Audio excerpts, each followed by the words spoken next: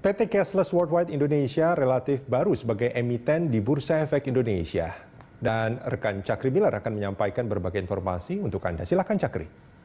Baik, Rudi dan pemirsa, emiten berkode saham CASH ini bergerak di sektor teknologi. Kita simak datanya. Kita lihat untuk PT Cashless Worldwide Indonesia dengan kode emiten CASH, cash, pencatatannya di bursa pada tanggal 4 Mei 2020 tahun lalu. Dan sekarang ini sudah ada di papan akselerasi yang bergerak di bidang usaha jasa finansial, teknologi, dan pembayaran digital dengan sektor teknologi dengan subsektor perangkat lunak dan jasa TI atau jasa IT di industri aplikasi dan jasa internet. Lalu kita lihat pemegang saham dari Cashless. Kita lihat di sini ada 7 pemegang saham dari Cashless.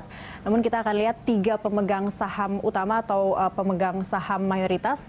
Saham mayoritas yang paling banyak dimiliki oleh publik sebesar 26,06% atau setara dengan 373,05 juta lembar saham. Lalu selanjutnya saham mayoritas kedua dimiliki oleh TTD Setiawan sebesar 24,32% atau setara dengan 348,12 juta lembar saham. Lalu berikutnya saham mayoritas ketiga dimiliki oleh Steven Samudra sebanyak 16,03% dari keseluruhan total saham sebanyak 229,4 juta lembar saham. Lalu kita lihat pergerakan nilai saham dari Cashless dengan kode emiten tadi CASH. Kita lihat di sini ada harga saham tertinggi yang pernah diraih cash di harga Rp464 per lembar saham pada awal tahun 4 Januari mengalami penurunan. Di sini kita lihat mengalami penurunan di harga terendahnya di Rp250 di 10 Maret, lalu kembali rebound begitu. Terapresiasi lagi harga sahamnya di Rp418 dan mengalami sedikit penurunan hingga di harga terakhirnya di Rp260 per lembar saham di 7 Juni. Demikian Rudi, kembali ke Anda. Baik, terima kasih Cakri dan pemirsa dialog kita lanjutkan kembali masih bersama dengan Pak Suwandi, Presiden Direktur Cashless.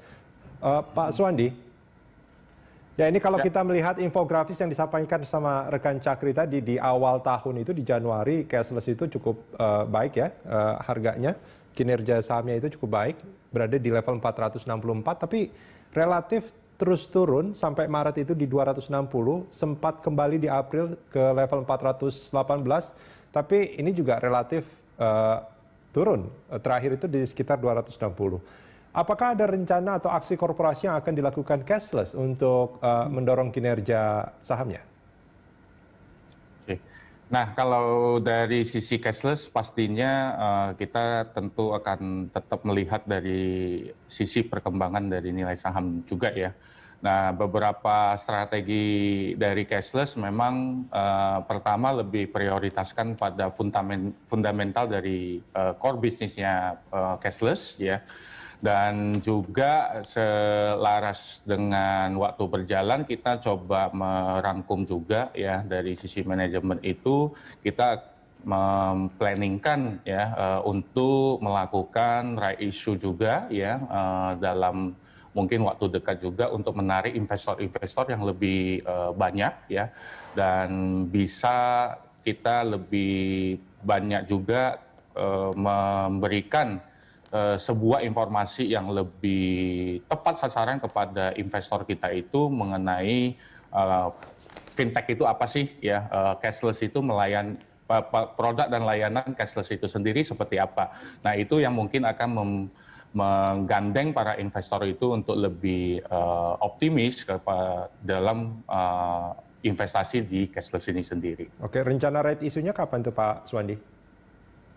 Mungkin nanti akan kita rilis ya kalau sudah mendapatkan timing yang tepat, waktu yang tepat dalam waktu dekat sih. Baik Pak Suwandi, kita jeda sebentar, kita akan lanjutkan dialog kita setelah news update sesaat lagi.